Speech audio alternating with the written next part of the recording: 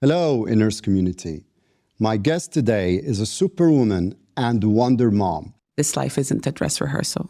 We all just get one shot and doing it really well. So no matter what you're doing, wherever you're going, make sure that you're going with all your heart and nothing short of it. And there was a quote on the wall that said, if you think education is expensive, how about ignorance? ?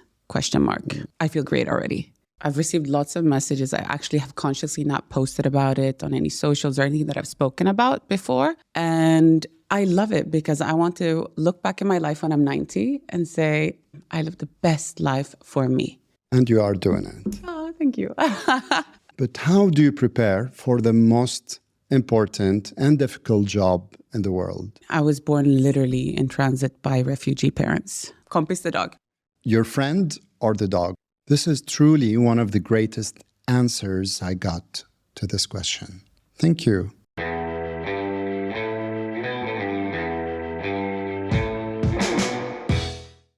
Hello, Inners community. My guest today is a superwoman and wonder mom.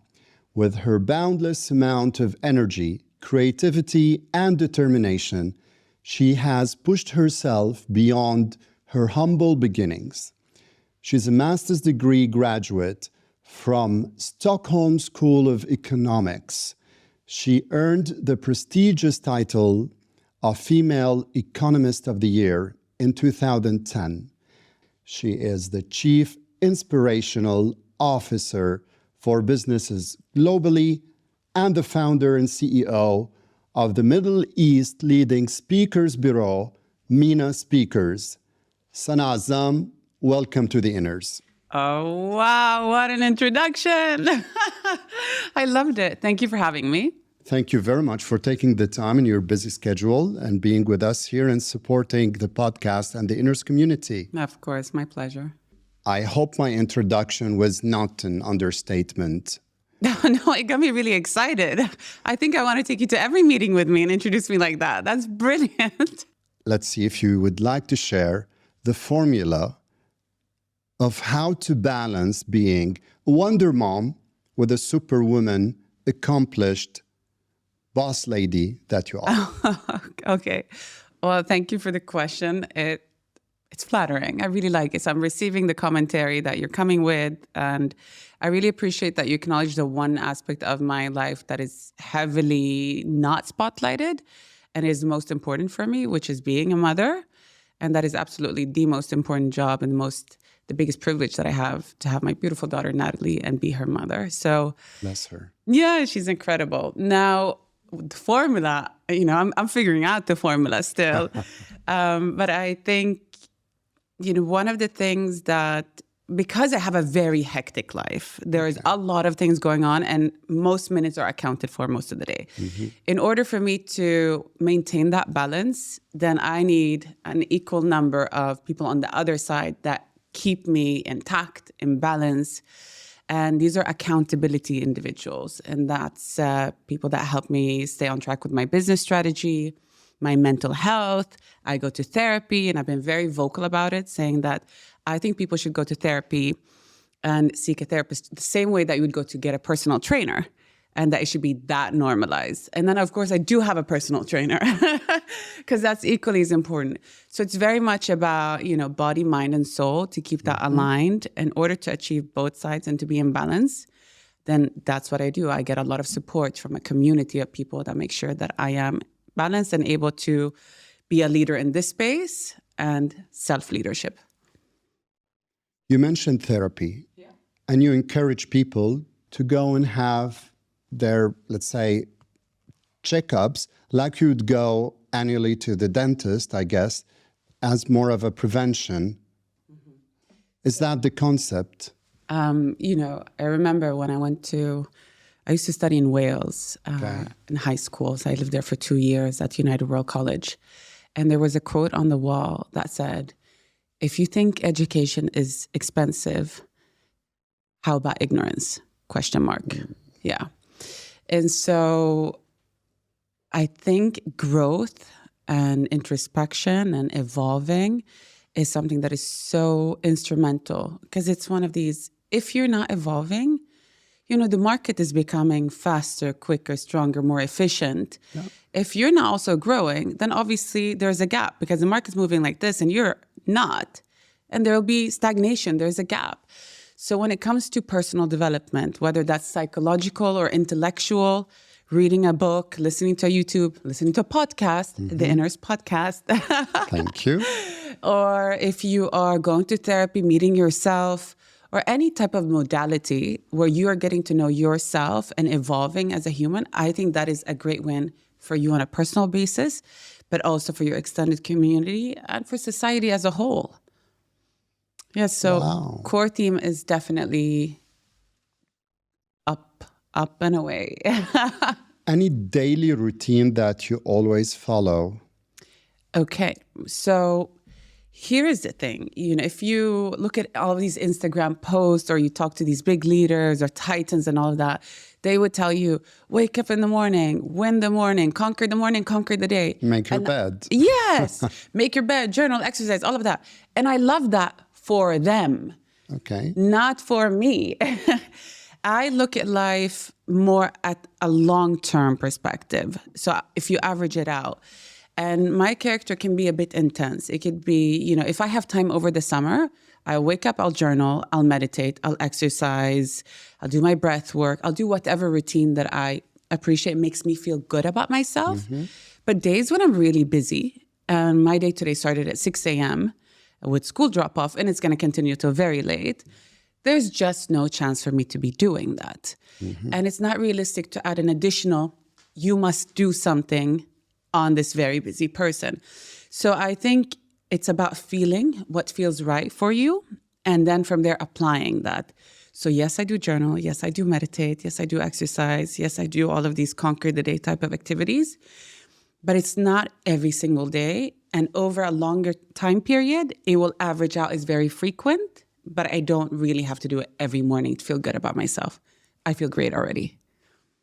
You went through a lot of transformations. Yeah. And I cannot help but ask about food and diet. How did it impact your transformation and how important it is still for you now? Oh, okay. So thank you for asking the question. And I've received lots of messages. I actually have consciously not posted about it on any socials or anything that I've spoken about before, because I felt like I don't want to add more pressure on people to feel like they need to lose weight, gain weight, or anything like that. And I get messages where people are asking me, how did you lose your weight? So I've gone from postpartum, after I give birth, I was around 100 kilos. Today, I'm about 70 kilos. And it wasn't a go and diet, go and exercise type of hack. I did that too, but I didn't start with that. Postpartum was quite rough on me, and I had high levels of cortisol. I was under a lot of pressure, which is very common for women that give birth, and I could not lose weight. So despite everything of the physical at it, I had a nutritionist, I had a personal trainer. I didn't lose the weight. And that continued for about 1.5 years, which is an unusual duration. But what was and became the solution was when I started meeting myself and trying to reduce my cortisol and trying to reduce my stress and taking on the more mental health aspect of my health. So it really became more of a wellness question. And as soon as I started doing that, meeting myself, then my body could start moving back into the functions that it could actually do. So it doesn't need to hold on to the food that I'm eating. It can actually, let it go and release. And then when I'm exercising, the exercise is actually working.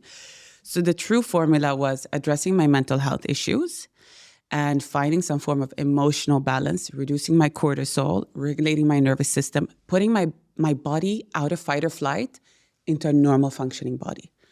And I say that as if it's just one session. No, there was a lot of work. It took a lot of, and I'm going to say violent, meetings and sessions for me to meet myself in those moments and to reach that form of peace and balance physically in my body, and then move on to the health elements, which is the dieting and the exercising. But a lot of it was really nervous system regulation, getting out of fight or flight, feeling good. And then the other parts came along. Wow. It takes a lot of self-awareness and bravery to, first of all, open up and be this vulnerable, and then do actually take the steps and do the hard work to achieve what you've accomplished. Yeah. Congratulations. Well, thank you. Thank you. I think it's not pretty when you have to look into the mirror and say, you know, these are the things that are not working within me and in my life. So yeah, it does take courage. It does take courage to demand more from life. It does take courage to want to live a full and rich life.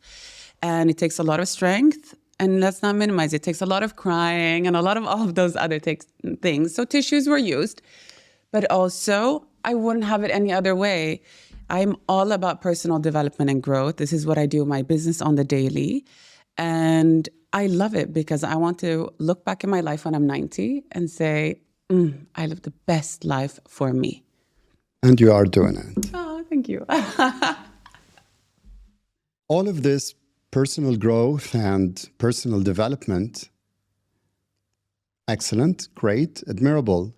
But how do you prepare for the most important and difficult job in the world? Being a mother? Absolutely, it is. How do I prepare? I don't think I wasn't prepared. Yeah. I gave birth, and at the hospital, they had to show me how to change a diaper. Yeah, so I wasn't that prepared. And you can try to prepare as much as you want with your first, but every day is just something new, and it doesn't stop. And you have to meet the child just at the level that they're at and what they need at that point in time, and that is ever evolving. And as you do that, you're also going to start looking at yourself. And that is a feedback loop that becomes inevitable. And the looking at yourself ranges from, how was my childhood? How do I want my child to end up? What relationship do I want to have with my child? And that's a lot of introspection that happens. So I would say my daughter, Natalie, is my biggest teacher. She is teaching me so much about myself, about humanity, about compassion. And I'm just so grateful for that experience. Gosh. Yeah. That's so touching and beautiful. You asked the question that I'm going to ask you, just mentioned. Your childhood. Yeah. Can we go back there? Yeah.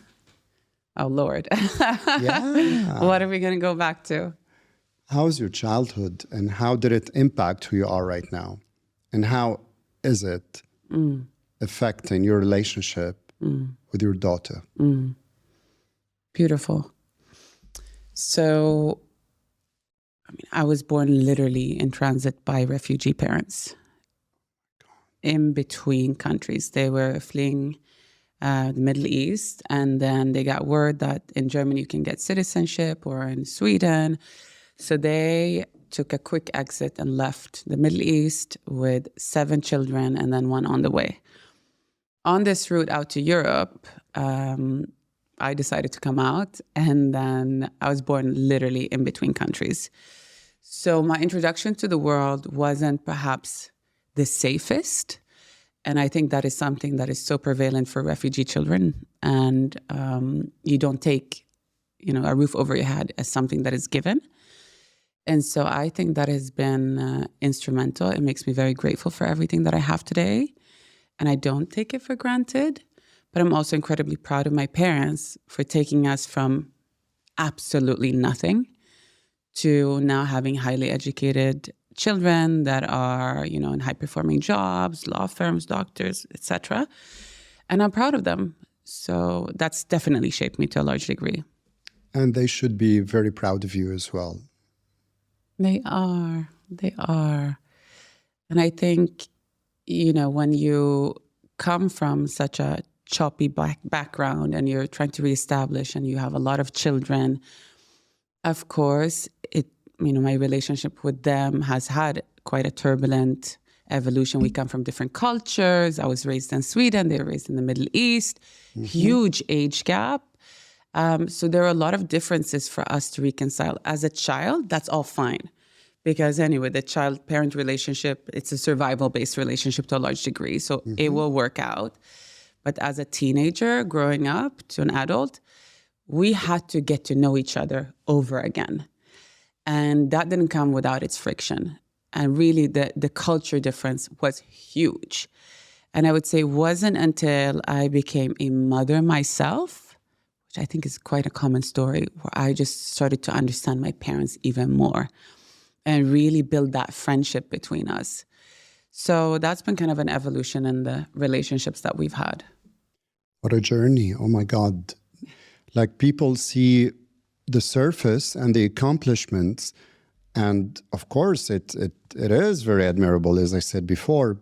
But when you know the backstory and all the challenges and the trial and tribulations and what you had to overcome to be the woman that you are right now, then this is a million times more admirable. Oh, I appreciate that you acknowledge the magnitude of it. And if I kind of look back, my purpose and drivers over the years have had an absolute evolution.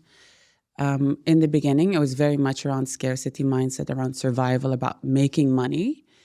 And that's something that's almost taboo to talk about. But it was very much that. I went in and I became a banker. And then I went in, I was a gold trader. And I was very much in that space where you can make money because safety became something that was important for me. And also, I knew that if I would make money, then I can choose which country to live in. I could choose which partner to marry, not marry out of necessity. And I could leave situations that weren't comfortable for me. And refugees don't have that choice. Mm-hmm. And so a lot of it was about giving myself the power of that choice. But as I fulfilled that within my career, then my values started shifting. And I left the financial sector, financial services sector, and I moved into setting up MENA Speakers. And that came from a place of wanting to showcase and help the world, like showcase the Arabs in the region to the rest of the world, to have a knowledge transfer between individuals, doing something that is meaningful to me and meaningful for the community. Very much servant leadership. And it's much needed. It's a much needed effort, because with all of the misconceptions, and we do need your magic. I appreciate you saying that. Yes, and I think we have created some serious magic in this space. Yeah. So we've given birth to a lot of now career professional speakers that are touring the world as speakers, and they come from this part of the world. And that is so amazing to see. When I set up the business 7-8 years ago, I was scrambling to find talent. And now we're on the opposite side of that. We're kind of getting a lot of solicitations of people that want us to represent them. And I love that conversation. I love that that's changed. So I've seen just a beautiful evolution over the past couple of years. I'm really grateful about that. So that's my motivation number 2, which is servant leadership and really, giving it back to the community. Excellent. And where's the business now? Ooh, the business has had this. Where is it at? Oh, physically. Yeah. Where did it start from, and what are the future plans for it? Okay. So it started from my living room. Very specific. Yeah. And, here in Dubai, and that's where we set it up. And I set up a business in a sector that didn't exist in the Middle East. And there was really no education around the concept of you have to pay for speakers and you have to value their time. And so my first deals, they were not particularly big, very small amounts in a transaction, reluctant clients that didn't really want to pay for speakers initially. And so we've gone through a really nice educational process of normalizing this concept for speakers to say, my time is valuable, I am adding value to you, and thus I want that energy exchange. And the other side of the client saying, we respect your time, we want you to show up professionally and to deliver a great speech to our audience. So it sets a standard that is high on both sides. And that's had a nice evolution. And now with regards to the business, we're growing with regards to headcount, with geographical expansion, with regards to products. We are expanding with a sports division now because we've had a lot of influx of American athletes that are international as well. Dubai has become such a nice hub for successful people, for millionaires, etc., that want to retire or potentially considering it. So that influx has been in our favor because I'm getting cold calls from really big names of that want representation in the region. And yeah, we're excited about that. So geography, products, team headcount, it's just moving like that with God's grace.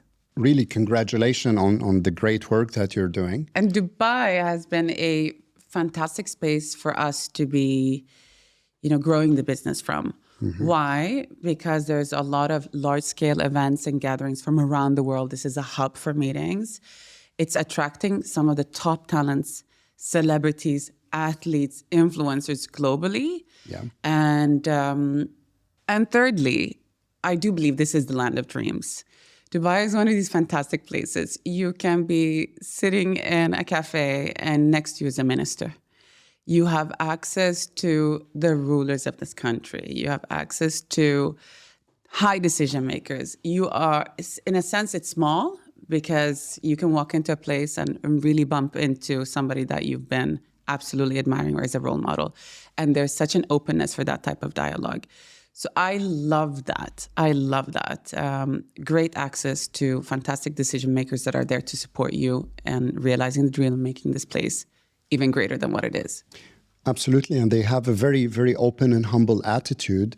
And as a government, it's very agile. And technology-wise, they're at the forefront of anywhere else in the world in comparison. Yeah, definitely. Yeah. I'm going to dive into totally different subject right now. Okay. Are you happy? Right now, I'm blissful. What is happiness to you? Happiness is a state, so it's not something I always aspire to. It's temporary. But happiness for me is walking into a room and seeing the person in front of me light up. That makes me really happy. What a nice answer. So now we come to the point in the show where I'm going to ask you rapid questions, and they are what we call the In8. I'm just going to mention 8 words, and please share your thoughts on them. Okay, let's go. Family, health, money, wealth, relationships, community, environment, and work. Oh, lots of beautiful words there. Uh-huh. Okay. What resonates more with you and why? A lot of those words, for me, I equate with love. Yeah, when I hear those words, this is love for me.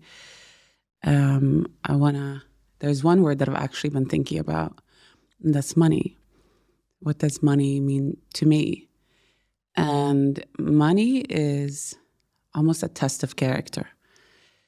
It tells you who you are when you don't have it, and it tests you when you don't have it, and also tests you when you do have it. So I think it's a great KPI to who you are as a person, and it gives you an indication of your character.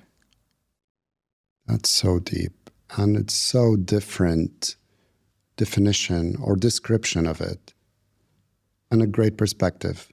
But what about wealth? How different it is from money? Yeah, I mean, it's a classic, almost philosophical question. What makes you feel wealthy? Again, it's one of those. For me, a lot of wealth is surrounded by having loving relationships with people that I admire and adore. But I also like luxury. Yeah, and I want to honor that element of myself and not remove that away. So relationships, achievements, living your dreams, all of those, but also acknowledge that the ego self, that part of yourself. So that's what I think about. It's a combination of all of those things. And it's great that you combine it with the word love, and they're all associated. And you said ego as well. And a lot of people mistake it, I guess, for negative connotation. Yeah. but it's all about self-love. So let's talk about that. Please do.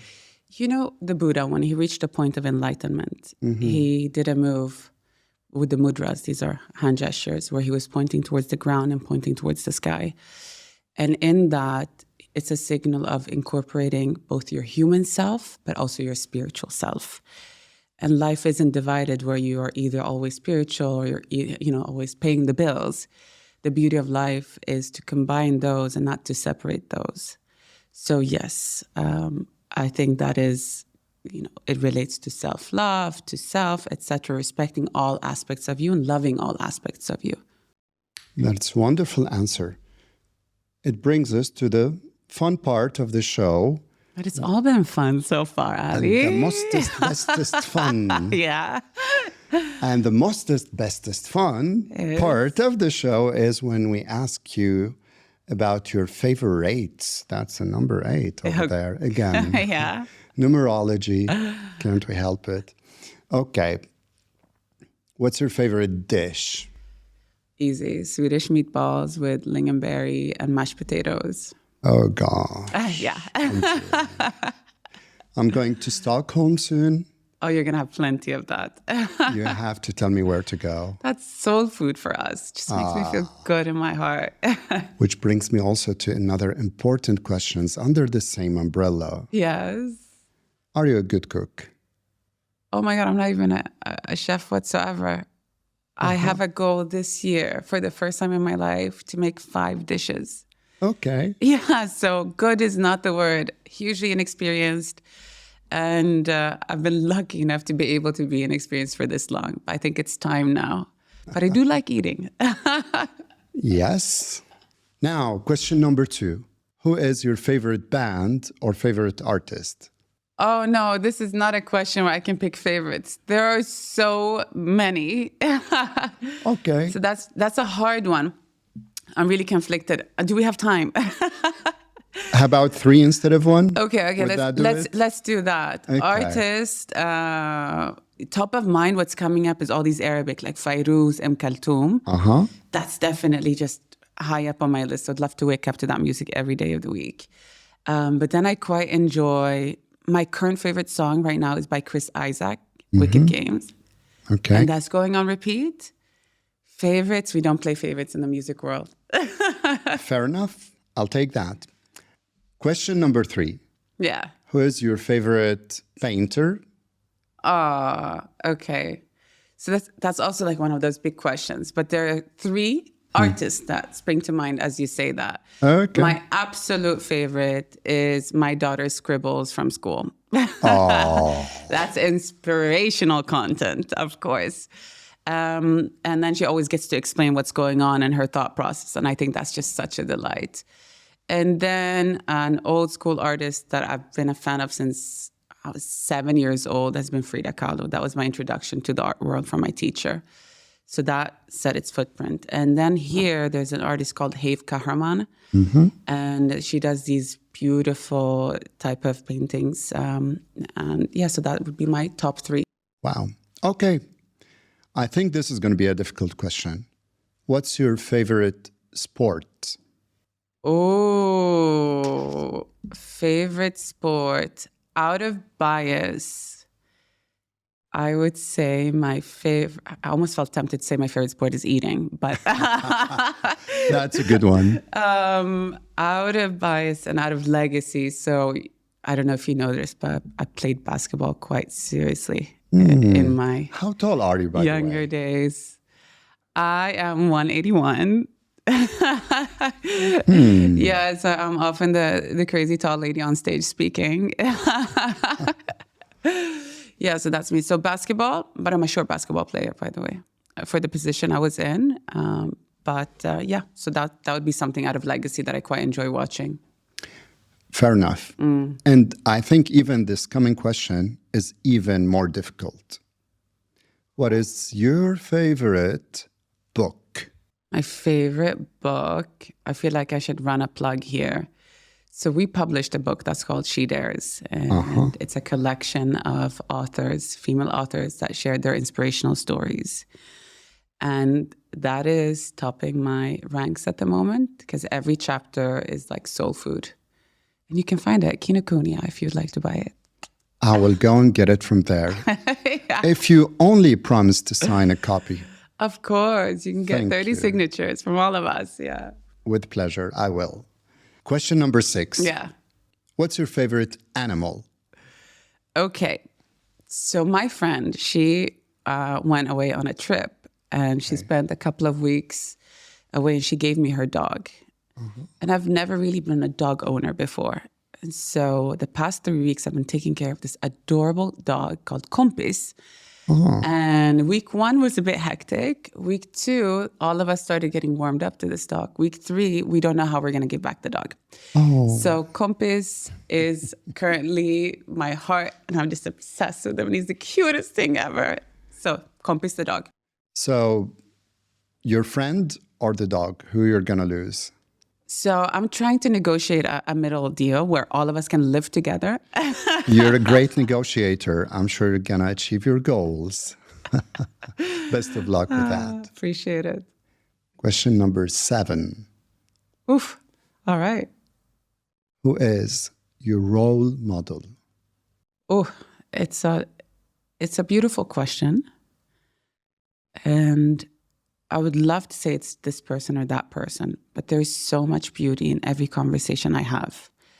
And I find inspiration in every conversation with every person that I meet. And so I would say I'm inspired by humans. This is truly one of the greatest answers I got to this question. Thank you. Wow. Brings all good things have to come to an end. Question number 8. What is your favorite city? Ooh, you are asking the tough questions. I try. I might need some time on this. Guilty. There's so many ways to answer this question depending on KPIs and metrics and how we're looking at it. And I almost want to make a list and give you the criteria. Obviously, I had the choice to live anywhere in the world, and I chose to live in Dubai. I love this place, and I've been here 13 years. When I originally moved here, I had no plans to be here this long. So I love being here. I'm here out of choice, and that's something that I want to keep kind of growing in love with. So definitely Dubai. I'm a big Dubai girl here. And aside from that, I love Stockholm. That's home for me. From a destination perspective, quite liked Havana, Cuba. That was a really eye-opening experience. And then how many more cities can I go for? It's a lot. It's a lot. I think we'll just put it there. It's hard to pick favorites when the world is so amazing. Fair enough. Yeah. But Dubai again. Yeah, of course. Another success story in Dubai. Saana Azzam, we truly thank you for being with us here. Thank you for having me. Final thoughts. Many thoughts are springing to mind when you say that. But as a parting word, I would say this life isn't a dress rehearsal. We all just get one shot and doing it really well. So no matter what you're doing, wherever you're going, make sure that you're going with all your heart and nothing short of it.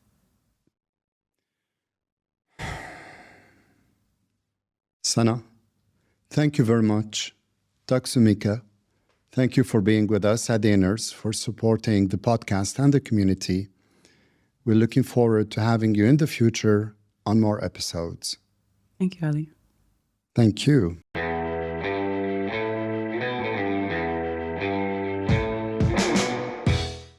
Hello, Inners community. Hope you enjoyed this session. We'd like to know your comments and thoughts. Most importantly, please do share the episodes and the micro content. The purpose of this podcast is to exchange experiences and share knowledge and raise awareness. So be part of the change. Create your waves. Let the ripple effect reach to everyone, where all of good action comes full circle. And please do remember to hit the like button and the subscribe button. And I'll see you next session.